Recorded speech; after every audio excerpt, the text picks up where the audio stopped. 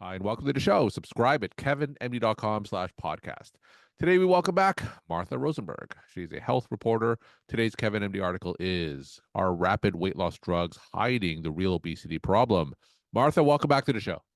Thank you, Dr. Pho. I'm so happy to be here.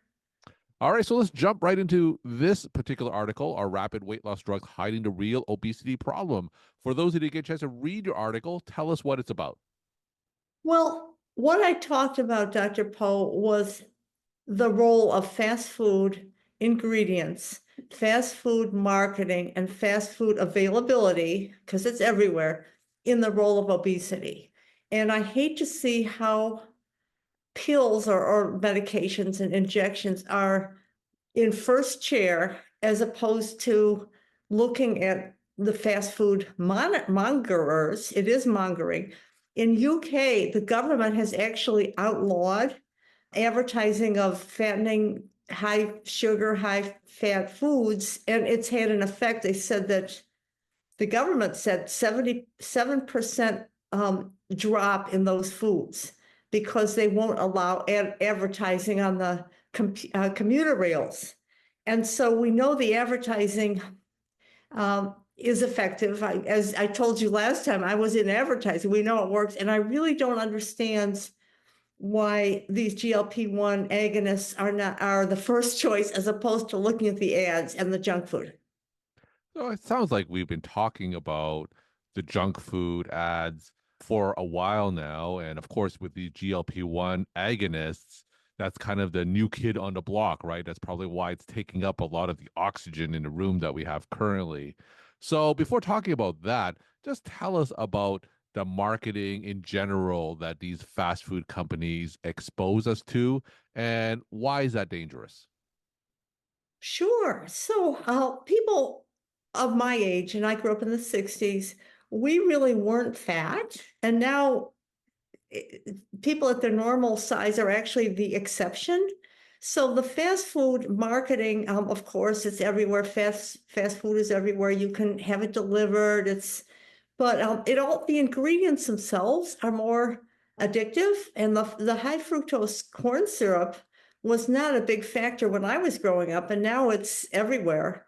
So the marketing it's on TV, it's on food, it's food.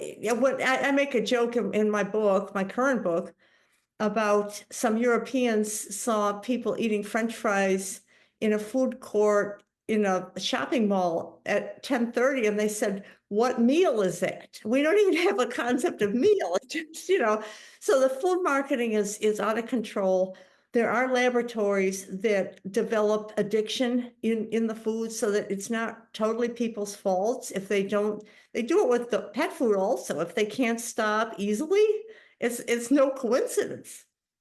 So what's an example of a product within the food or an ingredient within the food that makes it addictive? Are we talking potato chips? Are we talking about a hamburger that you find at McDonald's? What in particular, what ingredients are making some of these foods addictive?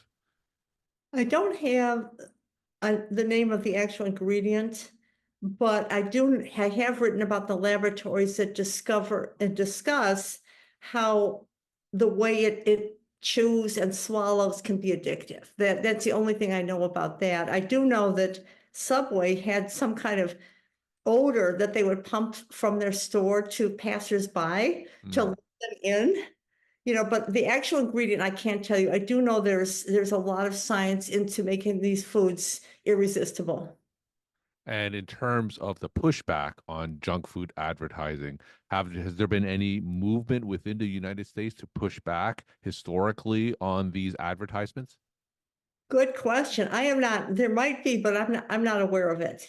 And I think it's so sad because we have such obesity in this country. There's obesity elsewhere, but ours is treatable. I mean, if you look at like a Super Bowl, a bacon cheese hamburger with an egg on top, okay, like is that really going to help you lose weight?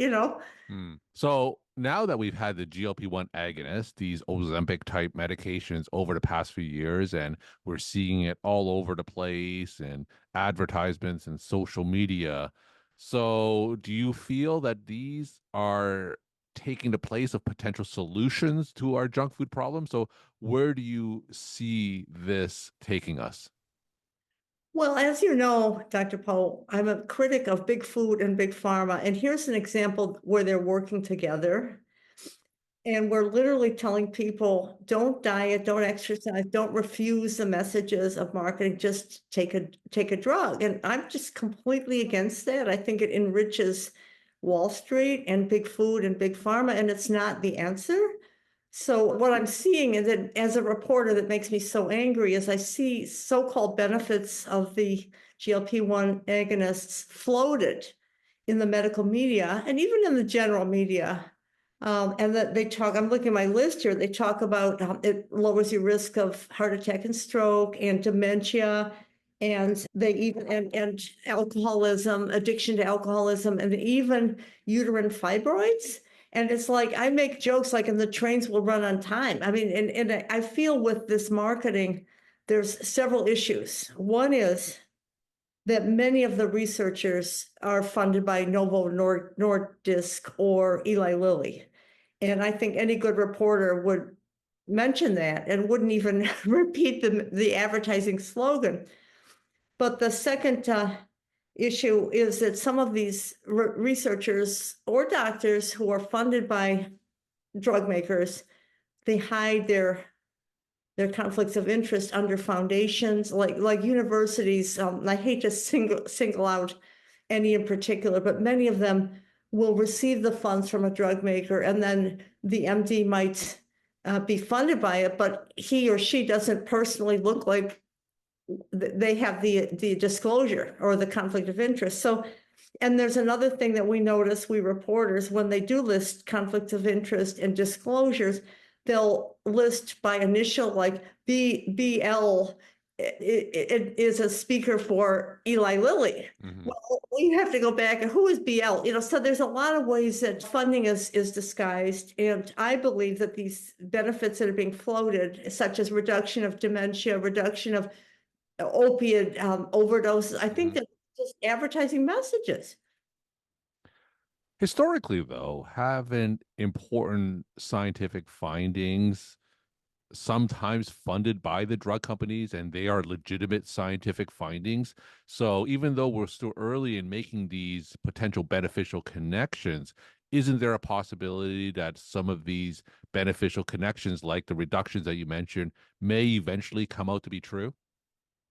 Well, you're certainly right. The big one in my lifetime was the discovery of the role of H. pylori in ulcers. I mean, that was huge, and that was not to be ignored. But I would say caution and take your time and don't assault Wall Street. What we're now seeing is a run on the bank, so to speak. We're seeing compounding pharmacies trying to get in on the action. Mhm. We're seeing bariatric surgeons saying, "Hey, where did my business go?" And the whole thing is, it's maybe valid medically if people would take their time. It feels like a gold rush, and it feels like, well, I'm sure many of your listeners and viewers remember statins. Mhm. And this reminds me a lot of statins because when they first emerged, people were saying they're so great, put them in the water supply, you know? And then they go off patent and people have taken it for a few years and they're like, well, actually they cause X, Y, and Z, or they're linked to X, Y, and Z. They're not wonder drugs. But when statins emerged, people were so excited you can eat whatever you want and you won't have high cholesterol, or so they said. And it was Lipitor was the best-selling drug in the history of the world. And I see sort of the same thing here. So, what does that say about our culture? Because stereotypically, American culture, of course, we always want that quick fix, right? So the fact that these GLP-1 agonists are taking off, a gold rush, as you say, talk about that commentary it says about our culture and doing what we think is a quick fix versus resisting perhaps some of the messages of junk food. Well, I'm a big critic of pill popping. And I think we can see this quick fix with even children. If your little boy is wild, he's a little boy. You don't give him ADHD drugs necessarily. And so the quick fix is in our culture. I think it's abetted by radio and TV and advertising, which I was in. But I think that if you can take a pill for something, we see, Dr. Poe, we not only see the desire to take the quick fix, but we even see, ironically enough, people who want to have an affliction. They like having an identity like, oh, I have whatever it might be. I'm on the spectrum, or I have social phobia. And I'm not saying people don't have things like that, but there's a perverse embrace of a problem. And it's like, I have this problem, I'm taking this drug. And what that really, it shows that advertising works, but it also enriches the messages that we're getting from drug makers. And popping a pill is, the whole culture. When I grew up, you didn't have so many places you could just drive in. I mean, when you think about it, Dr. Poe, just a drive-through window. I mean, what does that say? You can't wait 10 minutes, you know? So what's the path forward? If you were to be our pharmaceutical advertising czar or junk food advertising czar, how would you change things? Well, of course, the news outlets and TV stations wouldn't like this, but I really would have a moratorium on the advertising of junk food. I would, because it's worked in UK. It's worked phenomenally. And there's no mystery to it that if you see hamburgers and they're available here, so I would stop some of the advertising that we're seeing, especially among kids, because kids are now really becoming obese. So that would be the first thing. The UK, and this is their government that says it. They said that, I think they call it low agency Mhm. advertising against fast food is more effective than one-on-one individual interventions. And I kind of think that's true. I mean, you and I could talk a little bit about the fat acceptance movement because it does play in. I don't think that large people should be attacked for low, bad self-control. But I do think the fat acceptance movement can be really dangerous because it's a dangerous health condition. I think that people have food deserts, so they can't get the good food, and also they may have gland problems. But overall, fat acceptance is not good any more than alcohol acceptance or cigarette acceptance. And that's complicated things, Dr. Poe, because people, there's a lot of this. I'm a victim. The doctor, I went in for a headache and he mentioned that I'm 300 pounds. Well, yeah, I hope he or she mentioned that, so there's a real gray area there. So I think that I want to touch upon that socioeconomic aspect and food deserts because a lot of times, because of economic factors, getting a happy meal at McDonald's and whatnot may be the only feasible economic option because fresh fruit and fresh vegetables may not be readily available or affordable for that matter. So talk about that socioeconomic impact that people have to fast food. Well, that's certainly true. And I always say if you get on a bus, and I still take the bus, I don't have a car, and you see people with their groceries on the bus, you're talking about a food desert. If you have to take the bus to your store, that's a food desert. And it's a real problem. In fact, I read somewhere, and I think it's probably true, that some of the gangbanger violence is from the bad food because you're not getting the good nutrition. But as far as food deserts go, I say to people, if you have a 7-Eleven, you can still get a banana and a granola bar. I mean, there's still workarounds. They may be more difficult, but I don't believe that you have to eat the bad stuff. There's absolutely no choice. I don't believe that. We're talking to Martha Rosenberg. She is a health reporter. Today's Kevin MD article is Are Rapid Weight Loss Drugs Hiding the Real Obesity Problem? Martha, as always, let's end with some take home messages to the Kevin MD audience. Sure. Well, first of all, I would like to say to anybody who follows Kevin MD, this is a great platform that shows both sides of so many issues, and it shows some of the best thinkers, and I love it. I love the way that you have really opened yourself up to the thinking that goes on. The take-home messages I would give people is a new drug, especially a blockbuster that's making a lot of money, is not necessarily safe. A lot of people say give it 2 years before you take it. We saw Vioxx, we even Sudafed. I don't think Sudafed hurt people, but now they're recalling it or taking it off the market. So if you're a new user of a drug, beware. Okay. Secondly, turn off your TV, or at least turn off your TV ads, because junk food is everywhere.